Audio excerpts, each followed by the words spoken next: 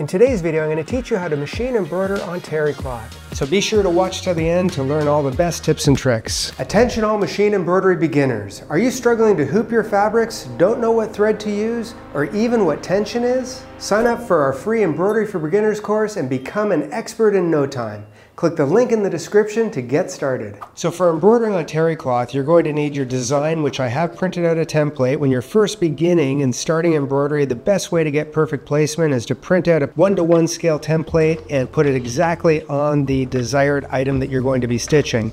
I have my terry cloth, I have my hoop, I have my threads selected, and I have my stabilizers. We have 3 different stabilizers that I'm going to show you. Your choice as to what you want to do, but I'll show you my favorite, as well as a topper, a water-soluble topper, which will help you when you're embroidering on terry cloth. Now, the first thing I want you to know about terry cloth is it is not only absorbent, but it is thick, which makes it absorbent, and that means that you have this high pile that you're going to have with terry cloth that can have some difficult situations arise when you're trying to both hoop it and when you're trying to make it stable. So I'm going to give you a couple of tips and tricks along the way. I know that a lot of people like to float their terry cloth, meaning that they might use a stabilizer, something like this one. This one is actually a tearaway stabilizer, but it does have an adhesive backing on it. So you tear off this paper side and it gives you a tacky side to the actual stabilizer, which does allow you to float your terry cloth on top. The downside with that is, because it's tacky, when you tear it off or take the terry cloth off of that tacky stabilizer, it can grab some of the naps and pull them a little bit and kind of disrupt the whole appearance of the terry cloth itself. So that's one of the downsides. The other downside is, because it is tacky, it will potentially gum up your needles and affect the performance of your machine. Now, one little trick that I have for that is, if you're using a tacky back stabilizer or if you're using a lot of spray adhesives, I do suggest you periodically wipe down your needles, maybe between color changes or every couple thousand stitches, and I suggest wiping it down with, of all things, diaper wipes. It takes all the crap off of babies' rear ends, and it takes the crap off your needles very quickly and efficiently. Now, the way I prefer to actually do terry cloth is to actually hoop the terry cloth itself. But with that, you have to be very careful with how tight you make it, because again, you can stretch the nap and make the terry cloth actually change in appearance. So like everything that I do when I do hooping, I like to preset or pre-gauge my hoops, and it might be a little looser than normal. Normally, if I am hooping a garment like a sweatshirt or a t-shirt, I make sure it's very taut as I put it down, and there'll be a little bit resistance. With terry cloth, I'll have a little bit less. I actually look at the terry cloth, and there are different weights of terry cloth, and I'll actually look at the space between my fingers, and when I take my hoop, I'm going to pre-gauge my hoop pretty much the same way I did before. I'm going to loosen the hoop until I get it to a point that I can actually see a substantial amount of space. That might be a little bit too much, but I'm looking for that space in between there, and I'm going to make sure that I have almost the same space that I saw when I folded that terry cloth over as I see in my hoop. So that, I think, is going to be pretty good for my actual terry cloth. Now I'm going to hoop my stabilizer, and I do have 2 different options here. I have a regular tearaway, and you can tell if it's tearaway because it tears very easily. And then I have one that's actually called a tearaway wash away or a tear and rinse. You'll find different brands and manufacturers. This one is my preferred product, and that's because as an embroiderer, you probably have found yourself going into a store and looking at the quality of embroidery. I know you guys all do it. Once you get into this hobby, we become very critical, and we want to look at everything we see that is for sale. But that also happens for me if I am honored enough to use your restroom in your house someday, and if there's no good reading materials and you have towels that are embroidered, guess what I'm going to first? I'm going to look at the embroidery on your towels in your restroom, those decorative towels that look beautiful. But I don't look at the front side, I look at the back side, because I want to see how the finishing is. Are the threads all trimmed nicely away, and is there no visual stabilizer on the back side of that embroidery? So with this product, because it is a tear away, rinse away, after a couple of laundering cycles, all of the exposed fibers that aren't being held underneath by the bobbin stitches that are holding the satin stitches on top, those get trapped underneath there and they will not wash away. But any exposed fibers, after a couple laundering, they will disappear. And if I am in your restroom and looking at your towels, I'll look at the backside and I'll be impressed because you used the right product. Now the design we're going to be using for this is actually a pretty large design, and again we are using a hoop that is reflective of the actual size of the design that we're embroidering. And if I'm doing something smaller, I'll choose a smaller hoop. But generally when I'm trying to measure off terry cloth, generally you want to have it, especially on a towel, somewhere along the bottom of the terry cloth. You want it to be nice and straight. So we don't want, again, the design to be, cockeyed in any way. We want to make sure that it's straight across the bottom. And I also want to make sure that the design is centered.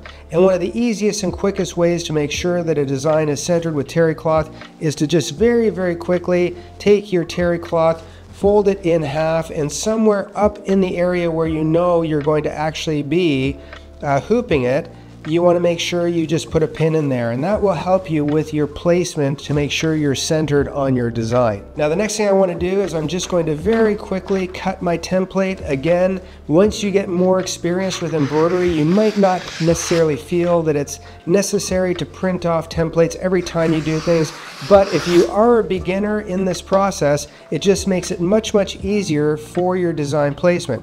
So if I want to have this right around here in my design, and I look underneath at where that center point is, I can line up the vertical line that I see in my template, and I can line it up so it's going to be perfectly placed to that pin that I put down. And then what I can do is make sure that it's, let's say, right here. That's going to be the placement, so I know when it's hanging over the towel rod, it's going to be actually nice and perfect. If I want to also make sure that it's going to be perfectly placed on both sides, if I know that it's going to be hanging like this on a rod, then I might want to make sure that I do have it almost centered halfway in between on both sides, because you want to make sure that this does look nice and center and is presented well. So if I'm happy with that, I'm just going to say there is my placement based on my pin and the line that I see in my template. Then I can remove that pin, and then what I'm going to do is I'm going to just place it and pin it in place right here on the terry cloth, and I'll put a pin in the bottom and the top just temporarily, so I know when I position it on my machine and I drop the needle down, it's going to actually be perfectly in place. And we're going to make sure when we hoop it, based on the nice straight lines, it's going to be perfectly in place to this horizontal line here. So now that I have my template in place, I'm just going to take my stabilizer, I'm just going to lay it right over top of my hoop, and I'll just quickly cut enough stabilizer so I know it's going to fit in my hoop. This is not a finished garment, so I don't have to worry about it being tubular or necessarily having a hooping station. It makes life easier with most applications, but because this is just a flat piece, I can take my hoop, and again, I want to make sure that I position my hoop in a direction so I know that if the arm of the hoop is here, I'll probably want to make sure that I have all of the excess material that is there actually going off one of two directions. I can actually have it either go this way so that it is hanging away from where the carriage is, but if I do that, then I know that the machine is going to end up at this side, so I'll have to make sure that I roll this so it's out of the way. Or if I went this direction here, I would actually have it so that it hangs over top of the carriage, and I don't have to worry really about positioning at all. So if I were going to make a decision on which way I'm going to hoop this based on how it is positioned to the carriage on the machine, I'll probably do it that way.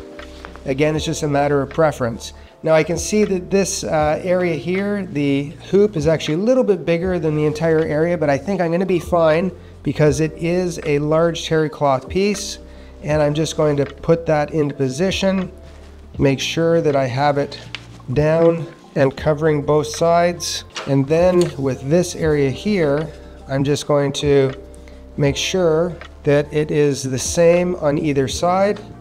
I'm going to make sure again with my markings on the hoop, I can see that this one is this way, this one is this way. So it's pretty much exactly positioned. And then I'm going to push in towards the bottom. Again, I'm sort of separating the hoop. And while it is set in there, I'm going to kind of just come in and make sure that everything is nice and flat and out of the way. I'm going to bring my palms around to the back side, and then I'm going to just push forward and down with my palms into the hoop, and it should just pop right in place. Now again, you didn't see me have to really, mess around with tightening or untightening this, because I did preset my hoop based on the space. That is one of the hardest things people find when they first start embroidering, is how do I hoop properly based on all of those different variables of material types and thicknesses of fabric. But that should pretty much do it right there. I'm going to kind of leave that in place as far as my center marking point. And then as soon as I get my positioning on the machine where it's going to start, and I'm going to remove my actual template, and then I'm going to put down a piece of this topping. It's a water soluble topping. I'm going to put it down over top, and I'll probably either just pin it in place, or I'm just going to put a bit of painter's tape on the 4 corners. You want something to secure that down, because if you don't have it secured down to a certain extent, it will, because it's so light and airy, it'll start to bunch up on itself, and it might get trapped in all of the little areas that are being sewn. So I do not personally like to hoop this topper within the other pieces. I do like to float it on top, because you're going to tear it away afterwards, but you will need to either pin it in place or stick it down with a little bit of tape on the corners. Okay, now we're ready to take our hooped piece of terry cloth, and we're going to put it on the machine. I'm going to make sure that this is just out of the way for a second. Bring it over like that, click it in place, and then I can move all of the terry cloth completely out of the way, so I don't have to worry. It made a lot more sense to have it draping over this side than having to be all put into the side where the machine is.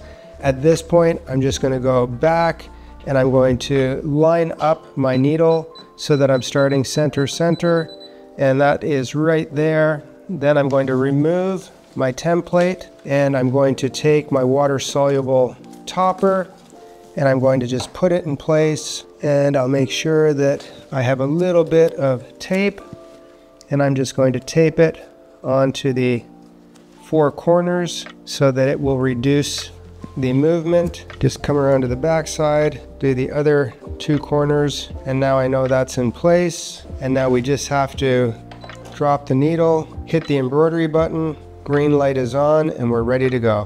For all you Embroidery Design Club members, be sure to print off the accompanying cheat sheet recipe card for this video. Don't forget that as an Embroidery Design Club member, you can instantly download all your cheat sheet recipe cards to help you quickly and easily embroider virtually anything.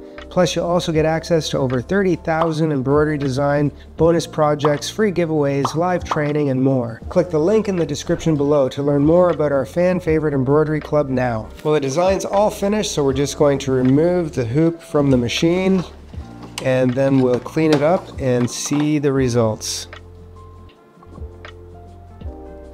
Now, as always, while it's still in the hoop, I'm going to trim any excess little threads that I see. Always makes it easier to work with it while it's still securely in the hoop. And then after that part is done, I'll just remove my tape, and then I'll start to remove my water-soluble stabilizer, which is a topping. Get rid of as many little stray pieces as I can. Anything else will come out afterwards with a little bit of water in the first washing. And we do have our little tennis ball tip for getting rid of any extra pieces that might be trapped inside of letter E's or O's or those types of things as well. Now we're just going to remove it from the hoop. We will turn it over to the other side, get rid of any extra little tails of stitches that we see on there, remove as much of the stabilizer as possible, and then after a couple of launderings, all of this extra stabilizer will just wash away all on its own. Well, that's how you create a terry cloth towel, and I think it turned out great, and that's making lemonade out of lemons. So if you have any questions, leave them in the comments and watch this video next. So see you in the next one, Legacy family. Bye-bye.